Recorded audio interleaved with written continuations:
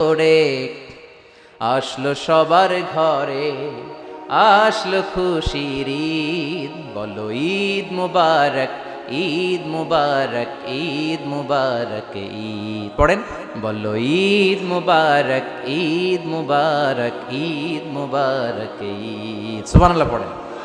এই ক্যালেন্ডার দেখে দেখে যেমনি আমরা কাজ করি, তেমনি চাঁদ দেখে আমরা রোজা রাখি, চাঁদ দেখে আমরা ঈদ করি, চাঁদ দেখে শরীয়তের সব কার্যক্রমগুলো পরিচালনা করি। চিল্লা এখন ঠিক কিনা? এজন্য বিশ্বনবী বললেন সুমু লিরুইয়াতিহি ওয়া আফতিরু লিরুইয়াতিহি, চাঁদ দেখে তোমরা রোজা রাখো, আবার চাঁদ দেখে রোজা ভাঙো। চাঁদের পালকিতে চড়িয়ে ঈদকে আমাদের জন্য নাজিল করে কে?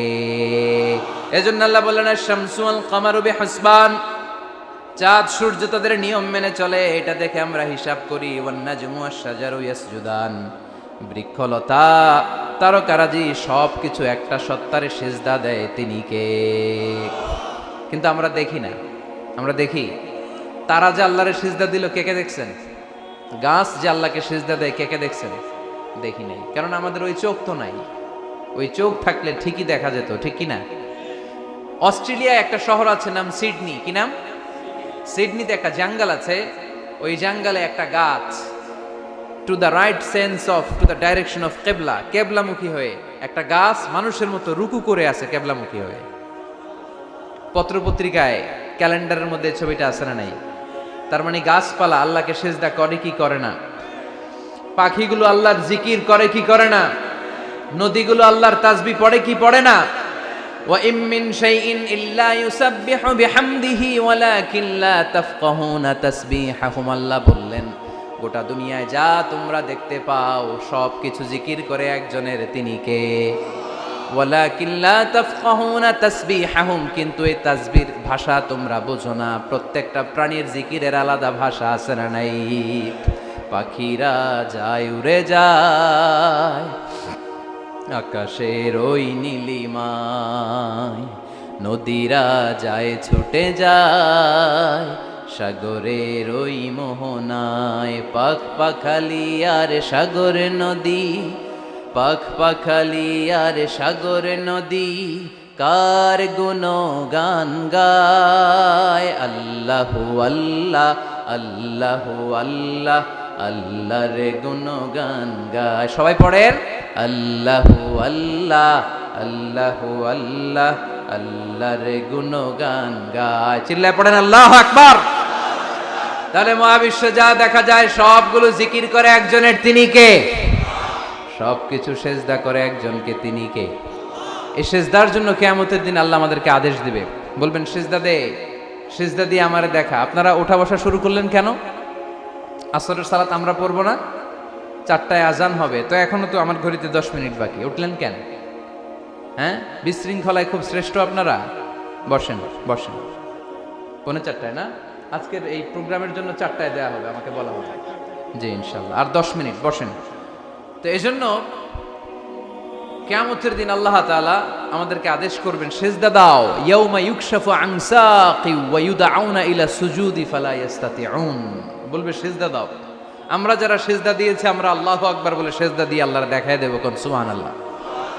কিন্তু দুনিয়ায় যারা সেজদা দেয় নাই, মসজিদে যায় নাই, সেজদাকারীদের সাথে আন্দোলনে শরীক হয় নাই, তাদের পিঠটারে লোহার পিঠের মতো বানিয়ে দিবে কে?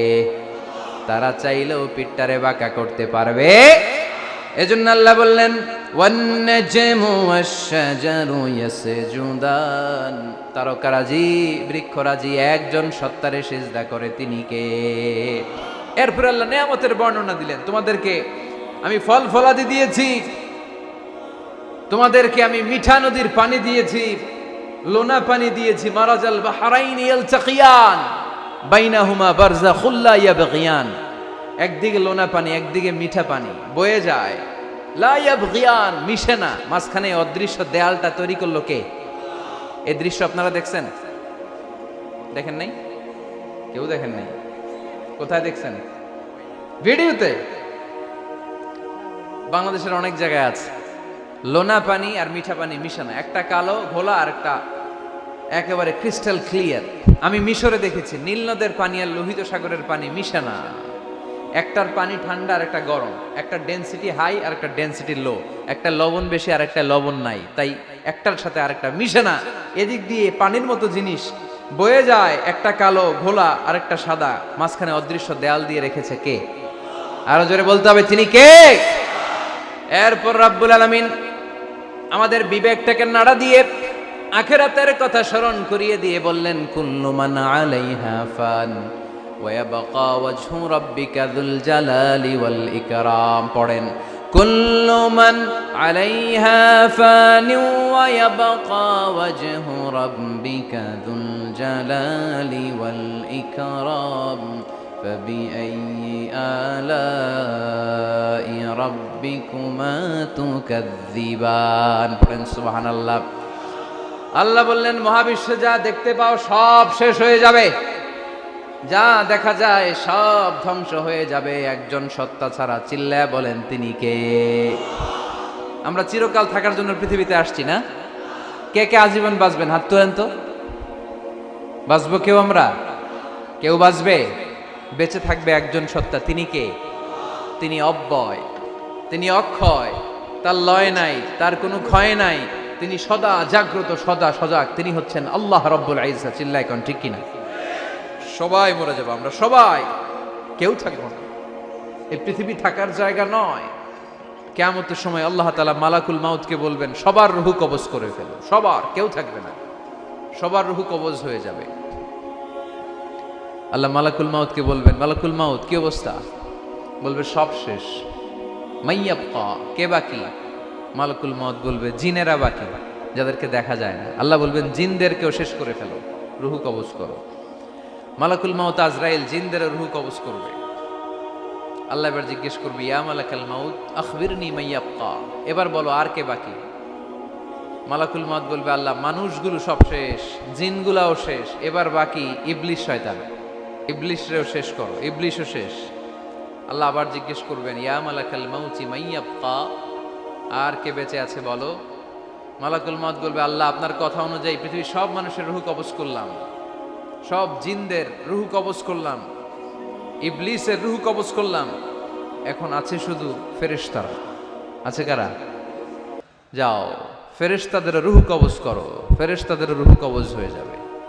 এবার আল্লাহ জিজ্ঞেস করবেন, ইয়া মালাকাল মাউত আখবিরনি মাইয়াবকা। মালাকুল মাউত বলবে, আল্লাহ আপনার কথা মতো ধরে ধরে সব শেষ, ফেরেশতাও শেষ, চারজন ছাড়া।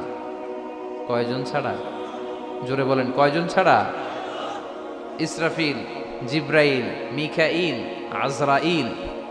আল্লাহ এই চারজন আমরা বাকি। আল্লাহ বলবে, যাও ইযহাব ইনতালিক ইলা জিবরিল ওয়াকবাদ রূহ